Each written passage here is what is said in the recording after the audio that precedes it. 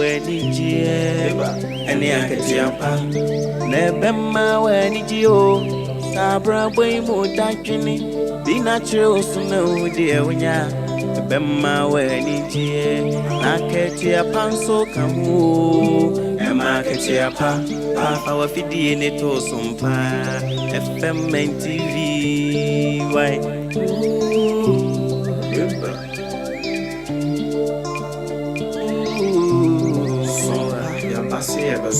Yasin SOMPA manage Akatiapa na unu wada SOMPA de asit name Akatiapa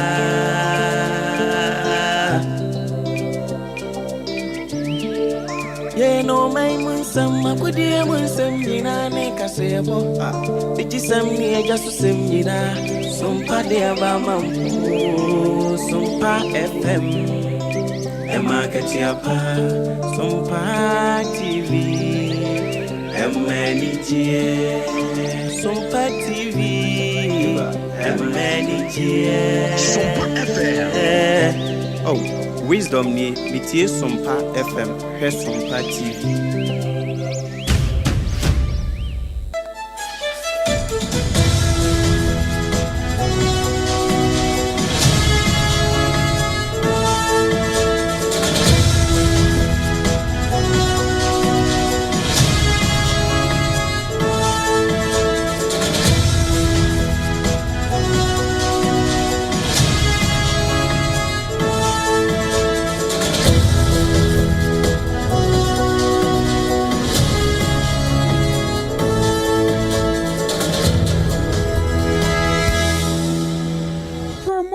So, Wama Ghana, the Shamawina Muaha, Ahaya SOMPA 106.5. A Rosso Savia from Toraka Sabra, Najua, Yabwa Buano, Yadnina Baba Somo, Nasan and Susan Samno, I will Pevin working Kanya.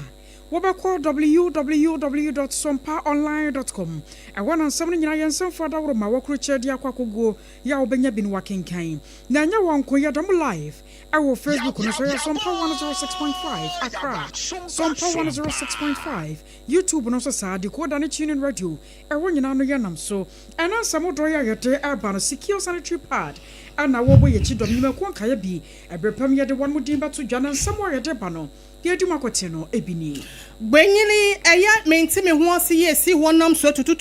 year Biaqua Quadane to Catra for our baby no. And the Ayatiano and yet there, it will be assessee. Na Ghana Immigration Service ne fire way to feed the mantama in Kotamale. Aboni Pedro Endumua, one free Burkina assign. Now, police officer here, dear on Quanta Station, one also born who two, a corner where ya no, a sample frap here from my bad nay, Yabasa Comobile. Wakwa Bubun call for dying, a walk from Ama and Namso, ni Pablo and not one no edemu. Adebraka Circuit Courts actually nipa no e de wo makoto remandia ni nyina efa homowo afahye koso ewo omanjo no Ghana mampanye ye John Romani Mahama jina ne tumi so atrese Bastor Boys wo mdwumadi a wo mudie wo Mike mu no aso nani National Communication Authority wonom so din sembia ba betuja ewo DSTV kwafare by for multi choice one manu ye bia wode aba ewo wonsam no na multi choice for ene aban no wonsensem ya nam so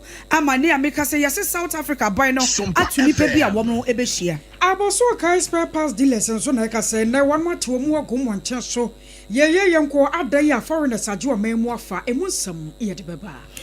Semi would wani chiremu ewo US abrochi memu a ye no ya no ne ensemu e ka we se no ho no ene se appeal court ye no ewo US wonom e de tabunu bi e de to wo mampanyi eso e fade be ho a SOMPA 93.1 na wa Santemantem Kopo Kumase ayiko one more focus ye boy bi wo Kumase kwa no 100.9 Adam for radio Paris France abrochi memu wo kwata kwa aye 101.1 takrate Robert Metia Kase boy bi bra wutie SOMPA 103.3, Tachimani SOMPA 106.1, and a face 98.9, and Kranza so ya dam yasam Ketomakra, Aya SOMPA 90.7, and Atoma, Aya SOMPA 101.3, Aya Marin Fisa Mankasim, and so Kendom Yanemu 106.1, Ya Wanmunina Kaseboy Adamu, Secure Sanitary Pad, one no Aboye Chidom and Nevia Brain, na Anyon Kwana Namu 2074,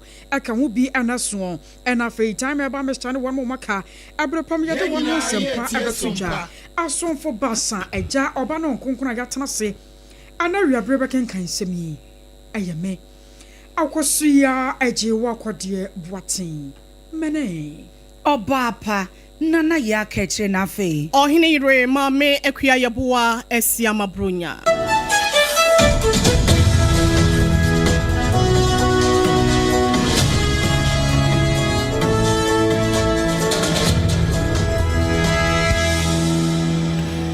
Ewie adeshimai mafe yenjibrani adaje na yemfa yeni enchre ensema bemu sempampa fama mo yeshe sem na se ede free savannah mantam ni mo na sola tu na kaba mensimo ena yakwa kodro na senya ene betu odwa ya nkyeremu no ekra na eyeda memenda agas bosomi de toso aduonu miensa ena menteme ho asibi esiye ewo bunyili adehia ne ntemo ne wo he popro ya wono eti adwaso ne ba ne nyina no enam asase bi ho a wo kire se eye kro ne dia no mpese wo ton ede ma empanyimfo bi sabe yo betimi dia ye mpontudwuma ede ama omanfo no ene kroma ne kire se wonom enti ase nam so atututo ekoba ye ma enipa wonom afamu ahwere wonom enkwane de enya asem keto aye kase ya no adehia pepem da akwakoye etukotenafo ye bidu mani akire mu e walata memu ne Cote d'Ivoire ene amanya etwa ye ho ahia na ene yenka bi nhyiemu yenkote a abrantie bi a wono so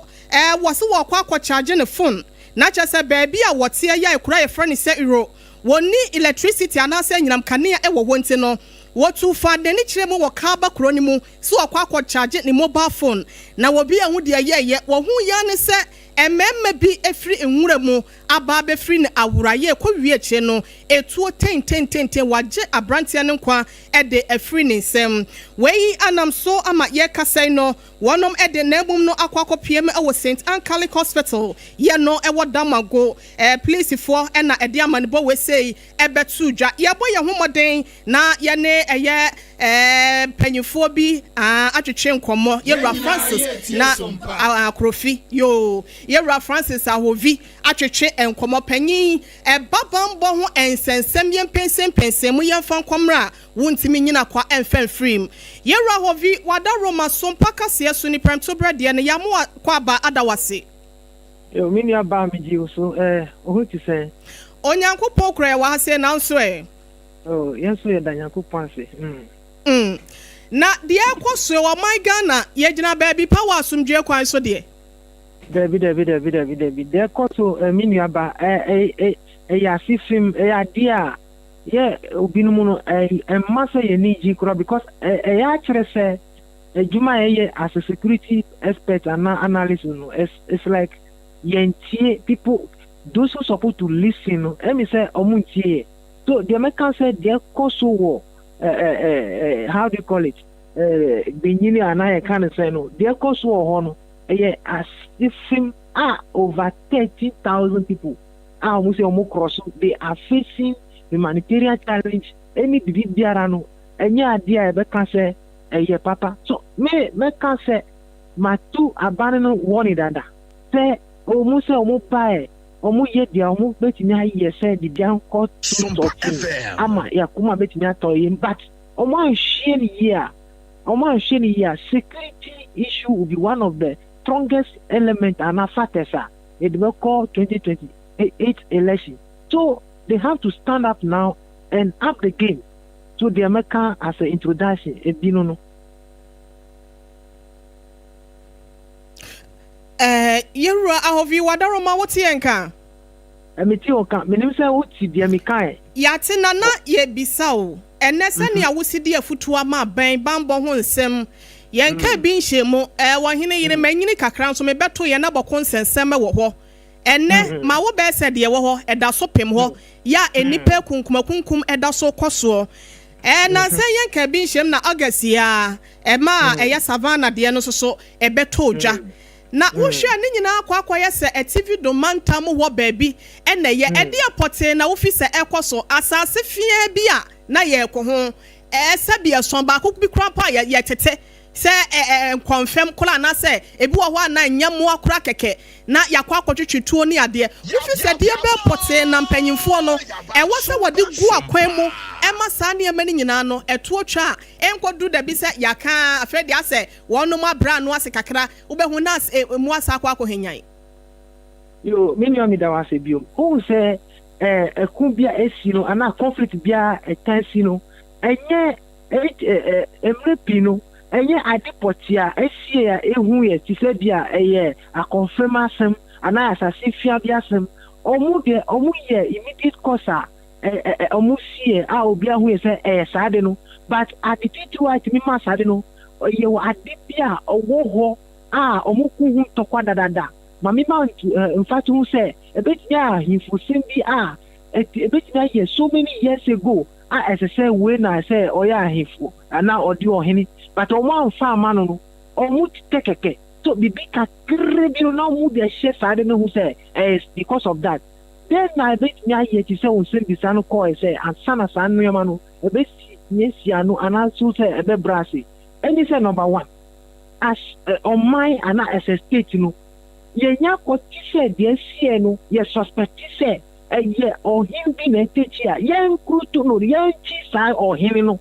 as soon as possible even ni can say nipa no o him ni ti e ko ti ni sia ono de osumbu anasese but because of sanipa bakuna na nkofu pi especially a man in kolanwa omu nim sade no hu hwe na omu kwa kim na omu jwa mbe e bom omu squad mbe ko onu so bom iso e banasa in koso bia imputu bia nkoso sa area no just because of one individual and now say a bit more politician be a techi yet me investigation at me who say pointing to this person say or a suspect but because say or apemu because say on him opinion and now say or ye a sofu pin bia ye me ma say e mrana ye tuma e basa Mofa mu yesade no eye obi na ebo mu pakeke o say o dey the 2 series na koye we anakoye we owi a mema asasi one plot mema o see na mo akoye sade no ye chi sankrofo na entimi chi omo amu ye actors or a chiria omo amu sponsor sade na entimi constitution so e be kan say aban say omu sorry waka na o bibi bia o be ye ansana ye nkrofo a omu di eyawo or obia man so anase sisiano eso omu tu sana mono as they are looking at the humanitarian issues that then be ye ansana nkola no mu ombetini akosu ho then betini di ansana ombetini nyansu any duani not money other organization they have to come together. This is the time ye hear multifaceted actions and strategies ye be ye ansana e ba se na yare so ba be ka hono no because who need the beer obetini akoy janani all those things na a bit nyama say ahumdi sem no ono so be kofom so all those things no they have to in NSA omo pe bibi biara omo bit nyama aye ma san krofo no and na me say omo jai police for no me de bia nya se me pe omo asem sa na so me say politicians omo timi jai police for na omo timi de omo be ye who say asie no IGP ko ho obi other security sector for so omo ko ho but basa the moment say omo take decision say ye who say ABCD na si no basa na omo di bia si police for akwemu so that's what we are trying to avoid. So government must listen, they should take the necessary decision so that at the end of it, echinanku yen kasa enka enima ye ni mpo ana omo ye hiafo no de bia omo hu na eken we dey ya di ja okwantia wa ya bre no krampai na Yera Francis say nkofo be se 50,000 ena se ena mente me ho ase ne kunkum tokwane nti no wono ma ye tukwatenafo e won nkofo aman so nkofo anasa aben mu mpanyimfo kire se wo mra back esan se asomdwe boa wo mu no ano wo ho wo mu so se wo ma enchine de edi asem na beka obetu wo mu so wo mra back animu ya anasa for the safety of their own lives any one man kasa abusuafo lives nti no one stay there for a period of time. One, make us say omo baba before me ba no ese aban no omo ya ye wa ha no anamo omutu no say we have to see that the omuye no ayireshimu omu say and now say your sa hope no gidi ni say nkrofo ba enkoka obi fufuro bio say o nka anima say and na nkrofo mo ho so because omu obi asase so ana obi ma oman mu no omu so they are serving as a threat to them omu say a security issue omu betinya for omu say omu ye terrorist so e pasa na akwa ekoso obi nim na omu say omakoku say omu ji say terrorist ni this biasaro there be so aban should make sure that the ombeye and son and kofoba as we are talking no almost psychological issue anxiety fear all those is no e kan ho nipa no oba oda ontimi da oda kakra bi na onyani because what you say obi nanti of itiri ho so the abino yen stress they have to put other measures there in place. Maybe the most important thing I can say this year no they have to use the security but the most important and effective approach is say obi koye sabone na omuchino so a say omu fa asuchia efa kama sanipa na emi nkofo a omu suma omu say omu koye sa tutu ade no enye sa de bia ebekoso enye sa de bia ebede ebekoso yera hovia sompa kasefo ye beda se papa wo bre no nkyerɛkyerɛ ya wo de amayen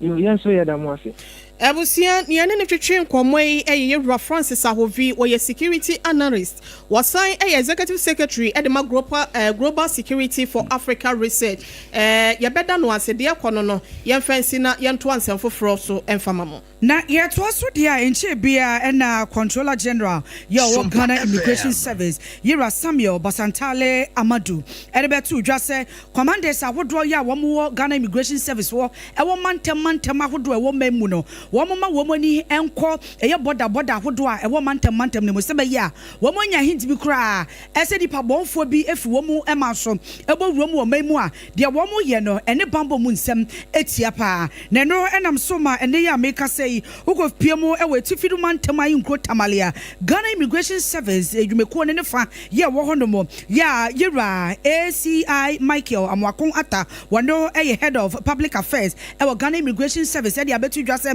wono machi nipa mako aduanum enum 55 ya wono mu efi Burkina ya befa womo Burkina befo ya womo bepiem wo mamu a niema womo eye ebu nkofo e wa befo kwanso no ene Ghana ye mambra no engina etia yie pa na oto so echemu sem womo edikan ekochi nipa aduasa enwotwe ya womo ye Burkina befo na yesi womo ye networking marketing scheme ya edin ye daso eye Neon Live womo ekuo ni edin no nanso dwuma womo ye ne se womo ewa ba efi ditafidie so eni ebu nkofo ye nya wo number ne ye ne wo chat ya send a friend request for number bra ne ye chat wo behu ana se bi o sika kakra da ho no na womo ahwim ni nyina de ko wo so womo ayesa na sa nipa aduasa nwotwe ya womo eche womo no womo hwehwe mu no na obi eni nkrata bi ade adanse se obetimi abepie mu ewo memu no waye sa adwuma no eno nam so ma womo eche womo wo se de to so abiem womo san so kwachi nipa du enson ya womo kro ya ye Burkina befo ene yesa kwachi womo so adwuma womo ye ne ye network marketing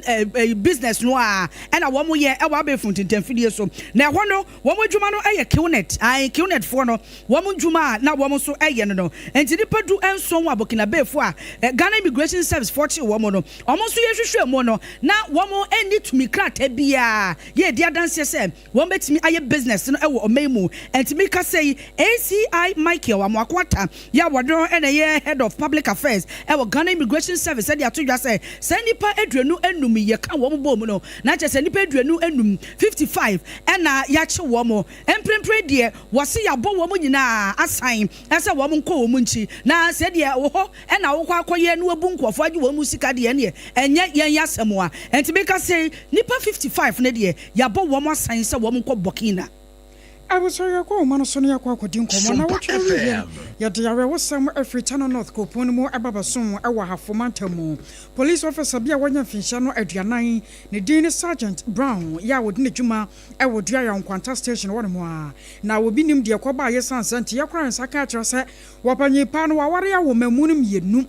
Na wanu akasa boni hutu agene kra ade afiri nsem ma asam no baye no akwakwa ya homete sem papa na yatoto sensem foforo hyase a epie firi mu ba kwadwo mframa ya ma no boni obutu wo yankone ne nkobonkomo kwadwo ma han Na just me nyaba. Anu mboko de. Onyankopon adam maboko. Boy enkomo ye aba ne se yankasa de kan fa ye ehas yansa ne mawie de asie ayada na police officer no montete ya monsa kan wo ho no no wabɔ no hutuo saa. Nyaba said we di ka kire mo no last week na asem ni si yawada no na abo anwumre be nunum empemu na police ni abo ne de ne ye sergeant Franche Brown onye mfie aduanan na according to source no kra no leave dada nti na no ana osase se wose ba adwuma nunum empemu wono na chese oba adwuma na oba obetwire ndin wadress no ho kama se oba adwuma anu nti obru hono na lady ba ko ho a ono wo charge office ho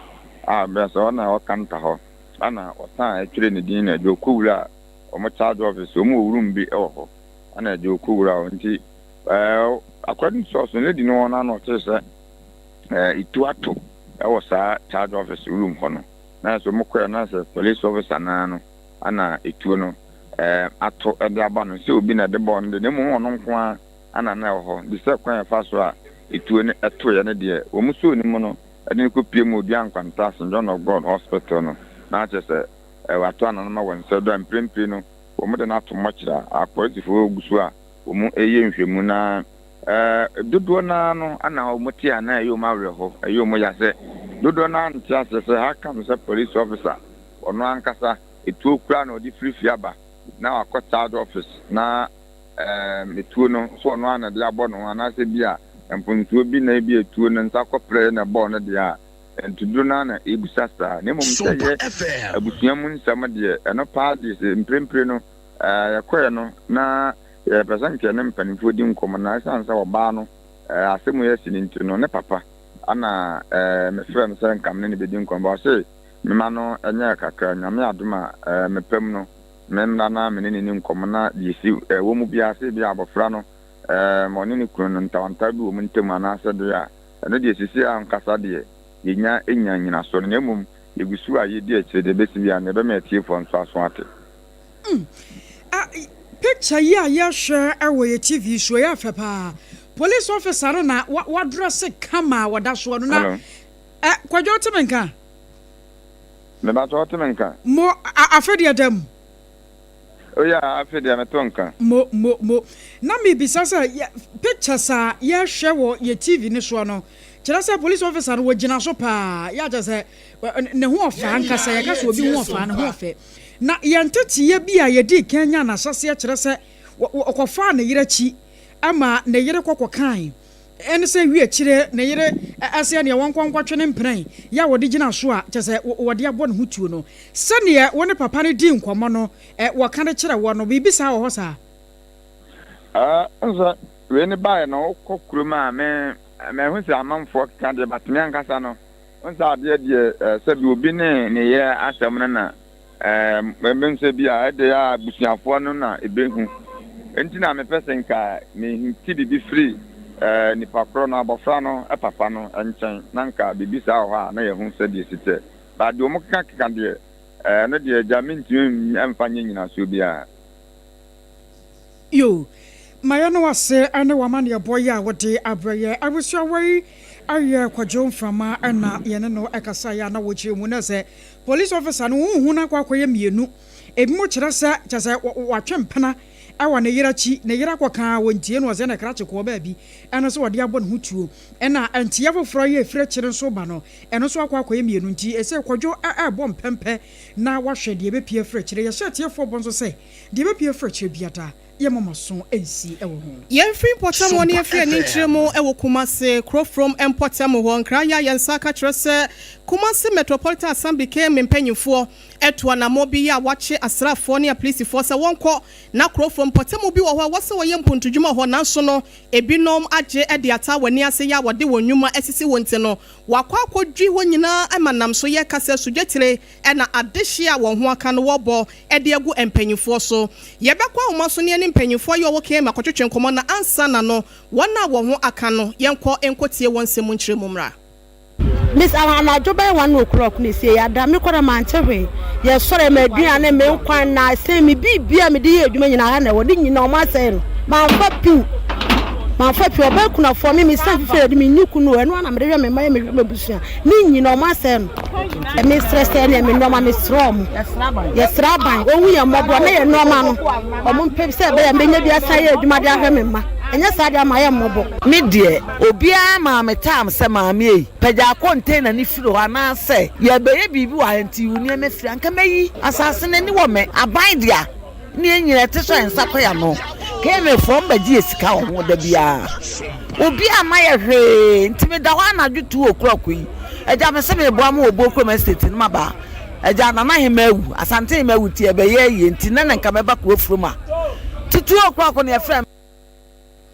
eya asemo na chese wonka bi nhemu anadwo konkon na ya fra wadan ya bra na wona ye bubu no bedru ya bra den maye mo den na me niamasi hase no ma na se megapade wa hase no nka mommo me nka ye kemefo ada na mo yasa we say eye wona wo ho aka ne bi wonsem na ye kokotie ye no yenkwa homa no so kase boofo ye wo sompa hase no no ye sekan no aye sekan no fanu ye twa akira na ye twa animu nti no ye tie ensuo de sen na awia so eka ye kwa homa so ne ne de wone amansa dinkita ho edema kumase kropon bedwa keme no akwakodi enkomo madam Henrietta afia kwanadu obapa woti yenka wie memwa ha o yeah, no. Kwadu ya doma hai. Yeah, na mame. Minu ana pom ti say. Ewadi adom.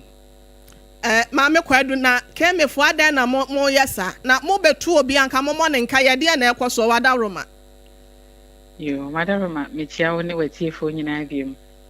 Mpacho pi Mass Metropolitan Assembly ana KMA. Yenko bubu obi adan ana yenko tu obi amfri baby a. Jasem na ekoso no wada roma yen nim ho hwe. We say your friend is person is your friend say obi anim kwa ye bone no obi ahada na afa kemefo monim ene de akwa ye saa enemo hu de we say de akire enkofo bi na omo okro from ho ana Pacho senya wote no na pay na yesu yetete say esike me yakobubu eye obi dan ya bubu nkofo shop nti yebisa ye office eye works department yebisa fiscal planning me yebisa operations obi ahase onko bubu hwe obi aso nim hwe nti mi ankasa mitu anamon eko bia na omoka no nti yekodru ho na yehu se eho ye private developer bidia private developer no wonya permit or permit wona asase so na so wo lease so nti ono na eko ya okobubu structure se na asase so e di free honom nti nye KMA na ebubu no nim se bia omokofo no koye no omkobo ye din ana so omo ankasa na mo de omagen e kan se yen dia adaroma yentumi enkyere but makoho akokyire mu akire se enye Kumasi Metropolitan Assembly esansa asase no e private person edia as we said the impersonation na take place as mama mi sa why pengina wo kasa de ma KMA say private developer bi at say the wo kan say owo 2 mi klata ya chesa asase ne ye ne dia na se nkofo te so a se opese wo tu wo mu a eno ane se otimi kopre kopa na se wase woni mu di kasasi ana se wase okọ ba bi ansa na bi asa na moto ye si yetimi asi Pacho line ni break you ntika usanti wa 7 bi ma kwadu ya dom na mi bi sa se KMA mu na nsase wo nsem nyina meka se edam aban mu no mo na hya mo nsa ewom sa nkrenkre bi de atumi krata kita wonum de se obi ye private developer na bia owo na asase da ho nkofo asisi wo madan ana se kiosk bi wo so mo ye adwuma na se bia opese okotu wo mu a wo ho kwan se okopre kopete se de asi ye ana se wo se enko oba ne mo bedi kasubo ana se wo ko no ne nkofo no kokasa yo mpacho se me say o question here se okoye okohu eye se nkofo ti so no e o se nko sign e shi back KMA e be ka chere KMA so mpacho masase no me koye eye squatters ana nkofo bi tete so na me pese me kobubu e free so ana me tu o mo free so the assembly no be man on your friend say demolition permit so demolition permit no e no ne be man to me so ɔmfa nkɔyɛ na no koraa no wode bɛka kɔfemfa mmea wɔ hɔ no ho but in the human face no so no anka ɔkɔɔyɛ ankɔfoɔ te hɔ no nka ɔsɛ ɔtumi ne ɔmudi nkita ho kakra sɛ o mpamkyɛ wɔ me ne agya asomasi anaa maame asomasi na aha ɛyɛ me dea nti mesrɛ mo mema mo bi a na awɔtwe ana bi abosome momfa nyɛ mu nneɛma ɛmfiri hɔ no ɔno a wameka hwee ankyerɛ kɛyɛ me ɛna ɔde ne pɛ ɔno so a wanka hwee ankyerɛ dwadifoɔ no ɛna ɔde ne pɛ ɛyɛ saa adeɛ no nti mmerɛ mu no sɛ wokɔto sɛ obi wɔ w'adeɛ so a woka kyerɛ no ma no firi hɔ anaasɛ mpo woba baabi a adekorɔ no asi no city authority ɛwɔ hɔ na wone ɔma bɛkasa na ɔmo so ehu mmoa a ɔmbɛtumi ɛde aboa wo na mmom wofi pɛkopɛ ɛnkɔ ɛyɛ saa adeɛ wei sɛ ɛnkyerɛ ɔmo Obakwadu yɛgya wo kwan wo se watu anamo akɔ hɔ wokɔɛ no wakɔ ho nipa korɔ pɔte private developer nankasa no wahu no anaasɛ wahyia no wo ne na di nkɔmmɔ ɛde ba asɛm na wɔka na wonya ne ne nhyiaeɛ Pacho private developer ne deɛ me personally deɛ me nim no na mmom yɛn krataa mu wɔ KM deɛ gye tum sɛ ɛhɔ no ɛyɛ private developer bi deɛ a ɔwɔ nkrataa nti me kɔɔ hɔ no deɛ menhu obiara ɛwɔ hɔ nom sɛ ɔno na se ɛhɔ yɛ ne deɛ na mmom edwadifo a na asɛm ato ɔmo ɛna mekɔto ɔmo ɛwɔ hɔ nom enti sɛ no ne korakora no mo wɔ biribi a mbɛtumi ayɛ de aboa wɔn a wɔn ho akɛn anaasɛ bia wo deɛ mo akɔhwɛ nti no mo ayi mo ho afi mo akɔyi mo ano sɛ ɛnyɛ mo nti no ɛso hɔ a wadaroma Pacho edwadifo no yɛka kyerɛ wɔn sɛ ɔmbɛtumi akɔ mo ho abɔ mo na officially ma petition KMA na KMA so apɛ developer no na yɛtumi de yie ato yie Obakwadu wadaroma wie me na se SOMPA kaseɛfo na wada agye ne nkyekyeremu yɛ a wode ama yɛn Pacho mesme dase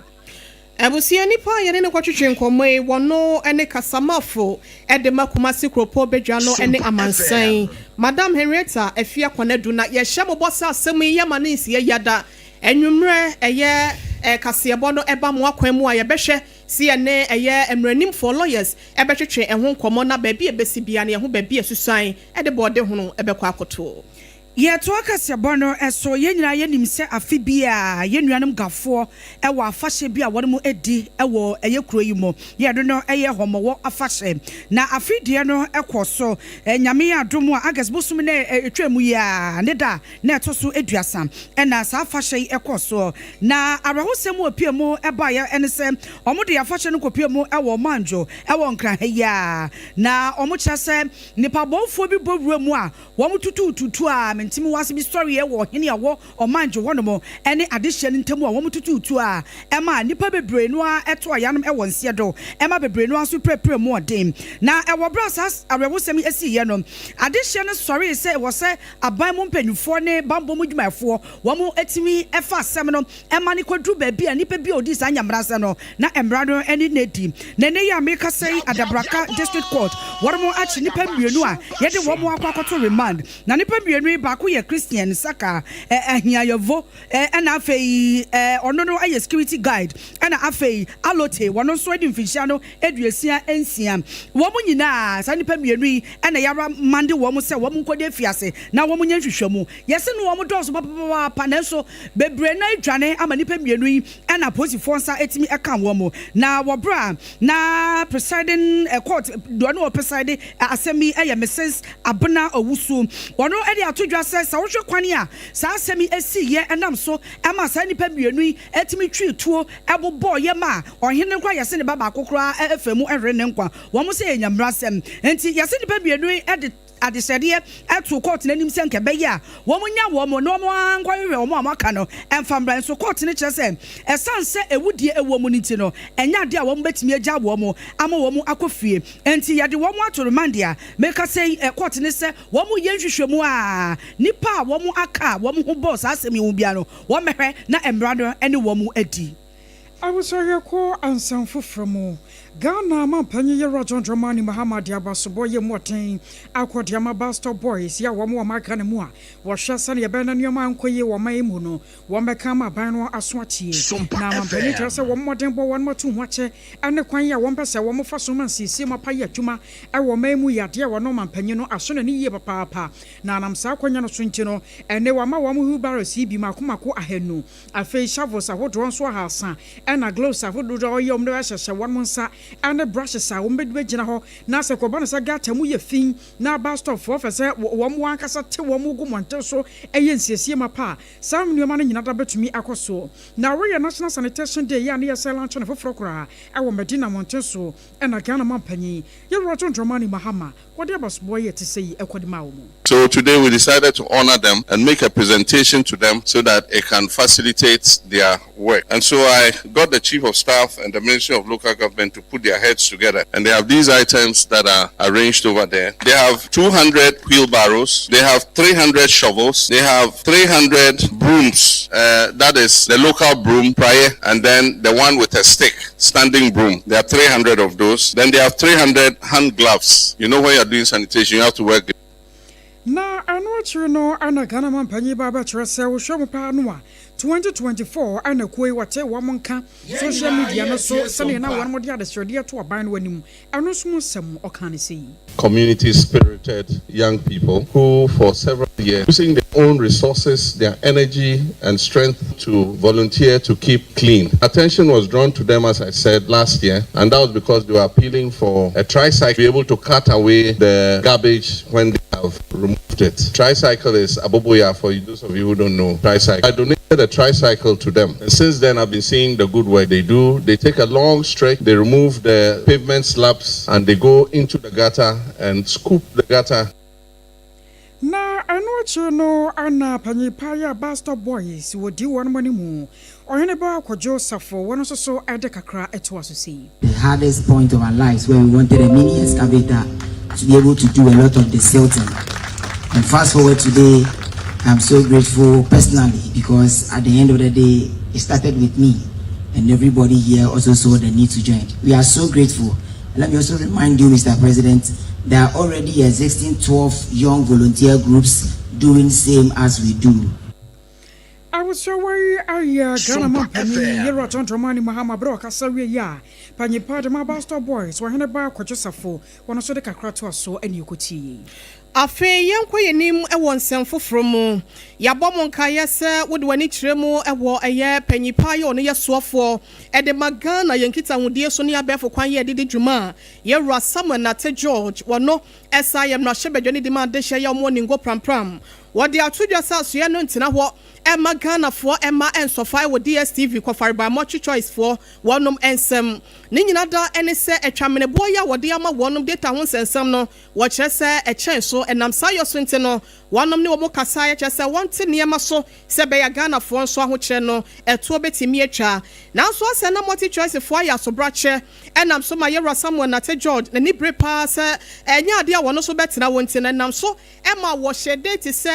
September boso me de to so nsia na se nurachi se multi choice for pen no and penetrate na se one man teniema so na ka bi krampo so a wode to wo ma one mo maboaboa no a ama no akwa ni mu be se 150,000 no wentimi ama metua amfiri ho a ene enya nto enya ntua obehwe na wontumi krata ye kita one mo timi di dwuma e wo man Ghana mu ase no no waje e de afiri wonsem asem na se wo mo ato mu adana so no yakwate ya se wo musuro multi choice for e kire se wonom e de ensema babonten a wo ma ye krado so mo ne mpanyifo e bedi ahia na ne nyina beto dwa wabra NCA Miche National Communication Authority mpanyifo e de krata babonten bo amane sampa multi choice for ewo eye ekwan so no wonom atwere krata bo mamane se enne dedue ya adwoa de ya no wonom ene wo mu ebehia na wo mu kabie wo mu nyina da ebedi ahia no ma hwe kwan pa wo betimi afoso ama atwamene bo no waye nsesemu wom aba bibia nso atimi akoso nte no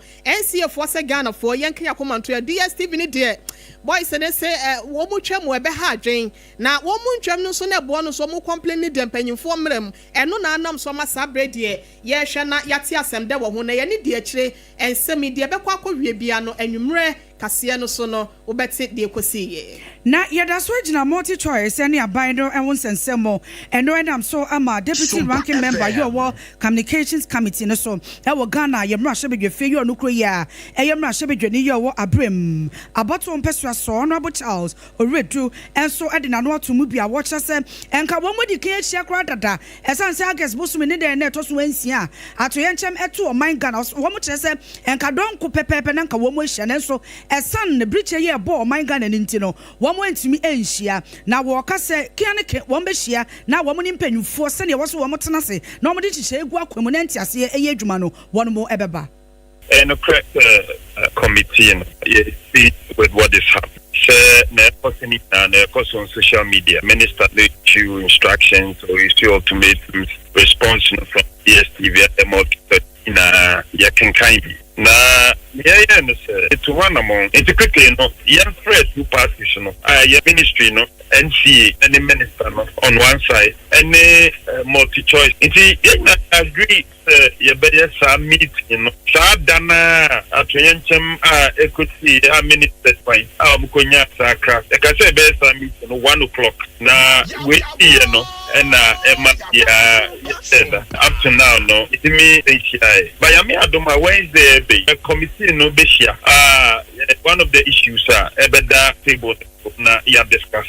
moving on no multiple South African government to the Ohwajim adoma by this week foreign minister ebeba Ghana na on foreign minister on this matter. Nipo kasa ye honorable Charles Oredru na wohwe ye no wamananso a wosenka bebi asem wedui enka sesi edu okra na nka woso wa muhia wokukom na cha sempanyfo no wono mo ato adwene so asa asem no akwa akiri dodo minimum de ajimu no na nka yese kudu that level no because sana nkofo bebreka no nkoma ye betinya nafie na yaka issue of the mama ultimatum oya medum fight no oya friends and license be mekem oya ye be pamo emwa it no bibi sa aba montanase na yank ebia nkofo betia ma justificate because earlier no DSTV asomo kan ne say na Ghana no ya dollar no be bia na city to the dollar be bia na edu no ade nti na muso mutumu. Honorable Charles Oredru deputy ranking member your communications committee no so Ghana ye mra shebedwe fi onukro ye a mra shebedwani a wo abrem abato mpesua so I was also one executive director of the Consumer Protection Agency. Ora Kofi Capito so na no atuma trose wo dimpanyu fomu ya pa. Sa ekoba ne sey no wo mu a DSTV wo ma subscribe ye no mu de adwuma wo ma Ghana mu bosome bia. Anya hwekura wo mu yiteku ana sempoa e de ma multi choice fo no. Aban no antumi amfra wo mu wo san hyiamudie mu na nka wo mu so amfa wo no atum wo sa reduction no ye teso ane ye teso sey no mu so hwu sa ne nneoma SB ko. Na wo mu kyerem sa ne hyiamudie no aban ne kan ye sa another dua na asase a enei yera okuye to abla kwa na Sam George ene wonmo kaka hu nyina ebetena se na fe wonmo to kese ahwe ade yi ato yi no na wosanka wonmo Consumer Protection Agency anamsifo enso kwatena mu bie enji koba na sa no a wonmo ba monten so no mba babo amane wonmo de DSTV di dwuma no na safo no nyina hunu se sei na aban no waye aban na gina sie nie aban na botaye nie de Ghana fo nyina ye hwe hwani mu nie na so akwakwa sa aban no na ya na ade enti di ope na sabio obaye de akere Ghana fo ko ba na sa no so a womo ankasa Consumer Protection Agency fo mekire womo de DSTV di dwuma womo Ghana mu nyina no e ko ba na sa no na se fa bi no anso da ntwa yie amfa ma womo nam so nti womo sra ban sa bibi ete se yie no se ko ba na se wo kena bi womo si agina ye ne na motu ete se yie aya womo ensa nwene ho ebiem awia promtobaka se bo na wutie fri SOMPA 106.5 secure sanitary pad ya kan for dia mouse wo bai aya no wo bo ho bai wa te bra wo bosome no so na wo siesie won so ahwesa wo teta mu a wo be siesie ho no be secure sanitary pad eno nko a eno de ye papa sani odoma nko abo ye no wo boye se wo so ba bia wo bosome no so a wo tumi siesie ho bra so fi be firi ho na mu na apie monten so na eba na ye secure sanitary pad na wo de bo ho ban we de pe kwata na ye ehyam bi eka ho enti eboa wo acheche sabio mojafi so fi ni nyina ema wankasa ho rese ebiem ensan so ema sabio pampan bi ma ho ema wahemfie wono mo no wankasa wono mo nkeka obi nie enti secure sanitary pad de yaje atum na ehyam makoma dumienu enti obi a sane oflo ne sitie bia no ebetumi akoncheni ne kama mama excellent cosmetic ewo Asante Mantemo kwa unsabeke bia dum PZ anasa kwada so estate taxi station one wasa bibia ni afra no 0243 862158 0243 862158 na ebusua kantete no na kyese yankasa yedudo no a nuhan ene nubuna awodo no ne akeka bomu ne de agukukuo mu ne ya no akama no pasole ya obonso ya anasa wo kap na de asawo na wokro no na nyade wabi te se HIV anasa bia yese mu nyalwa ya helawa obi se ne ma ye mre ewo mpaso ena asma yade ewa krankro mebo hyehye mebo ya meya anasa bia num kabone osane ade na obabi ho osema ya si twam ne nyina da na yenti bi ewo nanan abreso na so ene sanyare wa wese nyina ba baje kete atena so adaso ewo yankasa yemu eno ne nam so ama 2074 anasa T74 wonuma ba ede ama wose sanyare wa mbobo so nyina no wonum bie no na ekon etia sanyare wa hodo na nunti no sempo no ebi ma so betimi anom na wo de abo ho ba sanse bambo atrema we no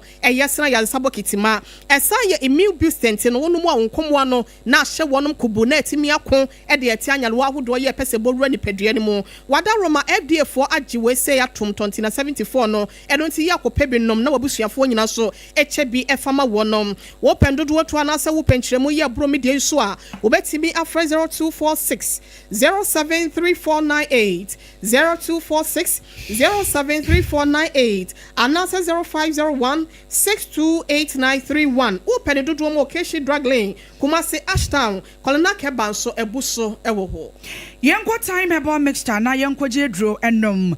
time de yedi nubna ene abama ena yedi ye edro no eno nti na otafreja uso agyeman se brana so ye na beje edro ni binom se ba na ti de yade yenko ade a ebetu ase wontumi enidi nso a ye time ebetu ase general body pains so na me ya odi gina no ye time herbal mixture me don for ye the time HH mixture ene ne capsules nso abedwa so a sendwe bienu unya no no mu a yade bia ye edi atenche ewo mu no ni gina no ase ebetu bemba udwonso wote yawo ewo bemba ne modwonso a na dwonso ne ba kokokoko chemu ansa na dwonso na ba eye time HH mixture ene ne capsules emanu mu o emema nso atimi enom bemba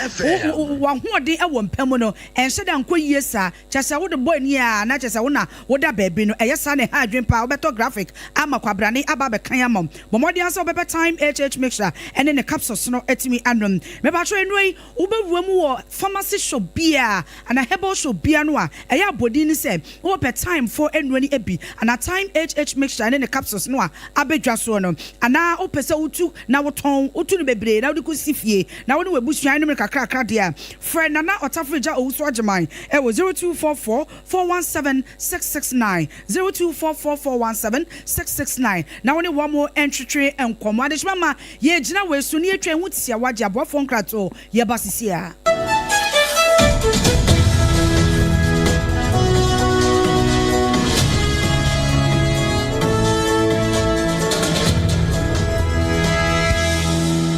Point homeopathy clinic Ghana had the obi enim sesa ye prostate na baby omutibi ye screening ema hu ni ye etu ase a na ye endpoint homeopathy clinic anase ye kidney ye liver problem wo fa baby na adjujo na de fa ne premature ejaculation no a ba ma bi a wo ne wodofo akwakwahia ase wo di ne ho agro ase wo tonte ene ye bra endpoint homeopathy clinic na ye moa wo ema ne mema mo pa wo ye endpoint homeopathy clinic wo mo da mufua yare bia infections bi ne wo ho anase bia wo hwa wo fa baby na adjujo kidney problem prostate de endpoint homeopathy clinic kuma se ubehu endpoint homeopathy clinic ewo kronoma bohia ena akra hanso so de wo mo gina mu ankasa ewo spintex bebre friend share signboard no hudru na obusa sa wo pe endpoint homeopathy clinic obia ebechiro for endpoint ewo 0244 867068 ena 0274234321 endpoint homeopathy clinic wo mo dem fu ewra me pacho bra na me hwa de wo bag bra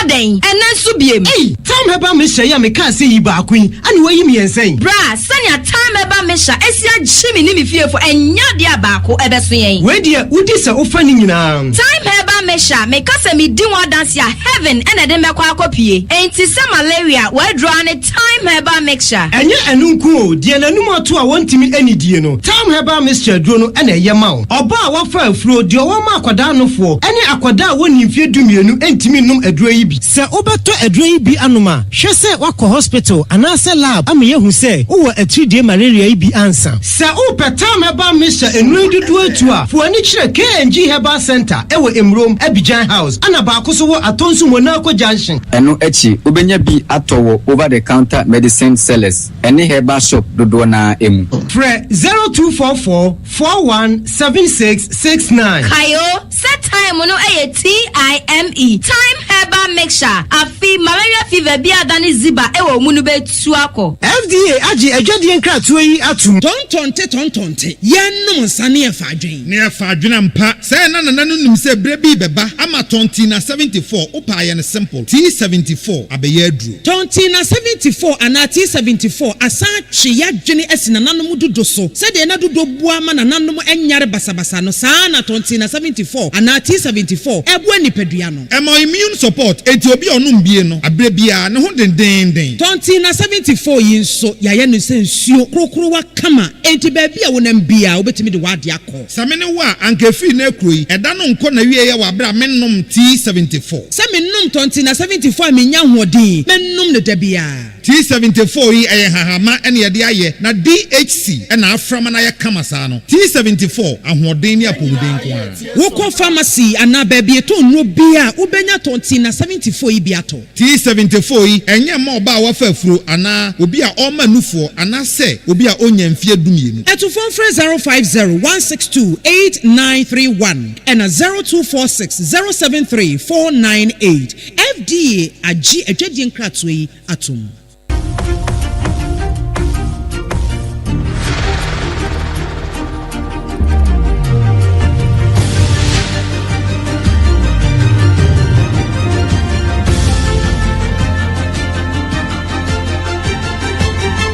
SOMPA TV Emma Aketiapa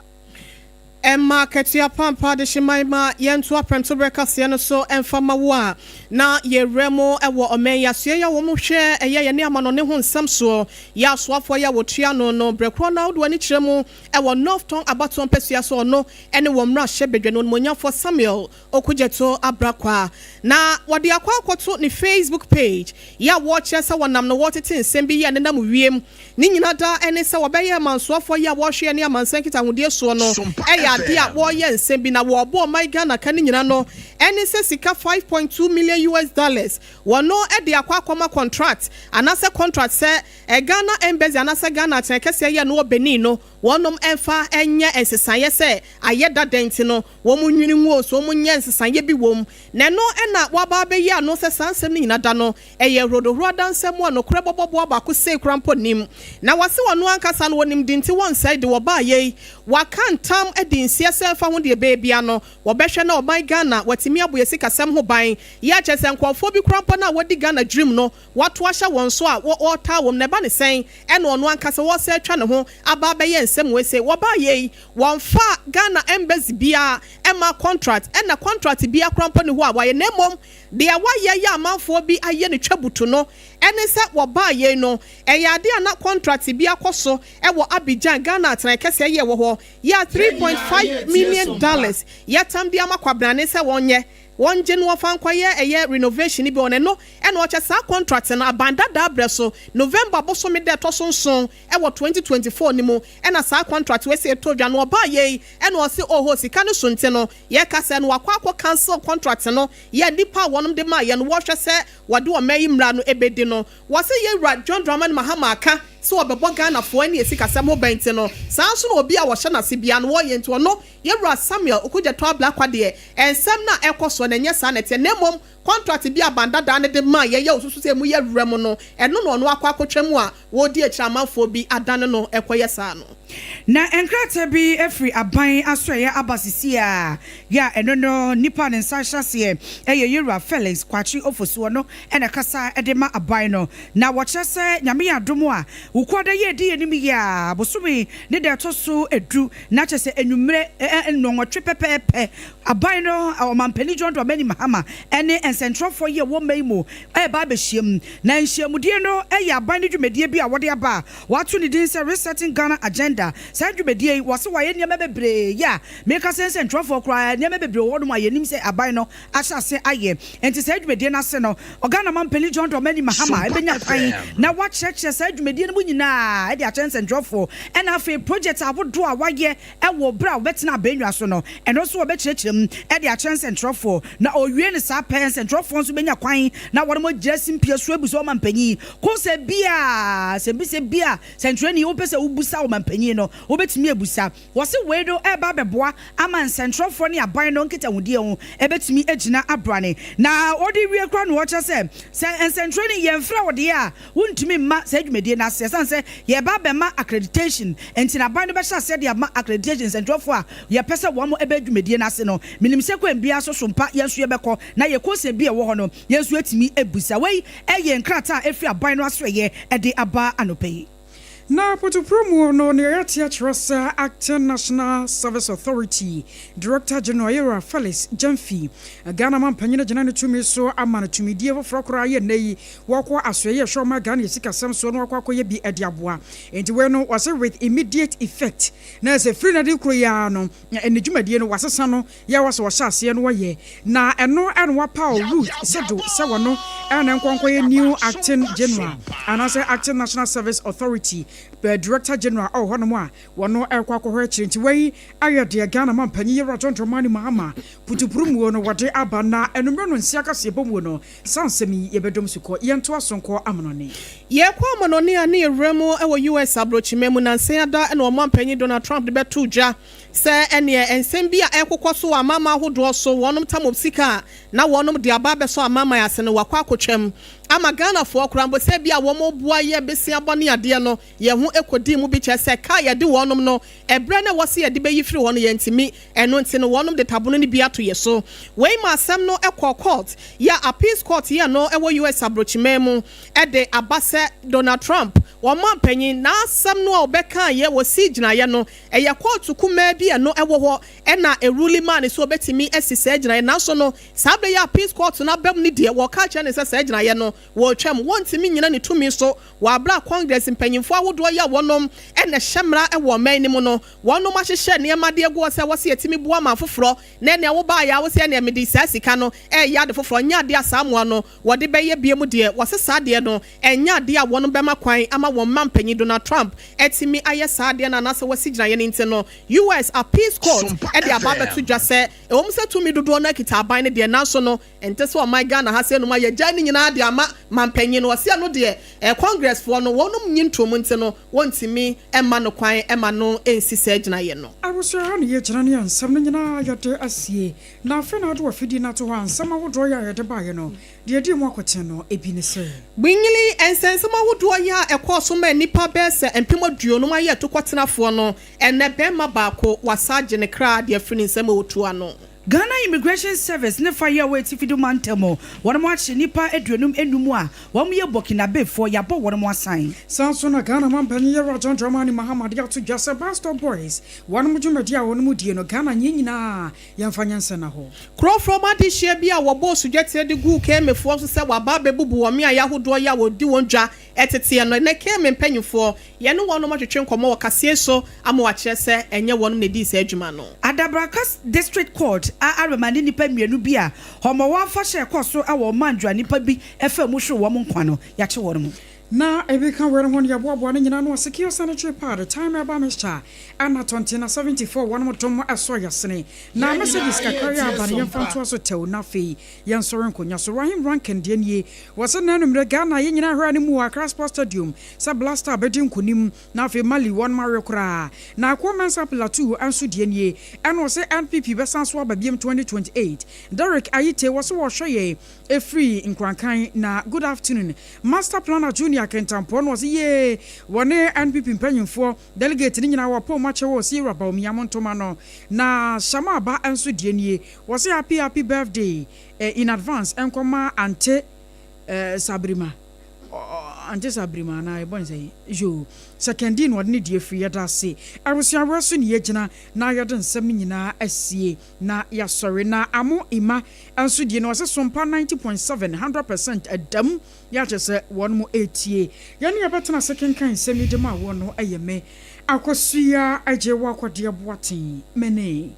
OBAAPA nana ya ketre na fe Oheneyere mame ekuya yabuwa esia mabronya brewatia ye sorry so ama mobro wa sem dwumedie no atoa so mame AKOSUA agwaboaje wane ne dom ede bana ye hyebobo se no so bremu World Cup qualifies no enne no so pepe Ghana Blasters ene Mali ejina kono no SOMPA fidi ahodo no nyina commentary no ye de beto dwa no so ani ehu de ekoso enyina yakra mu nyina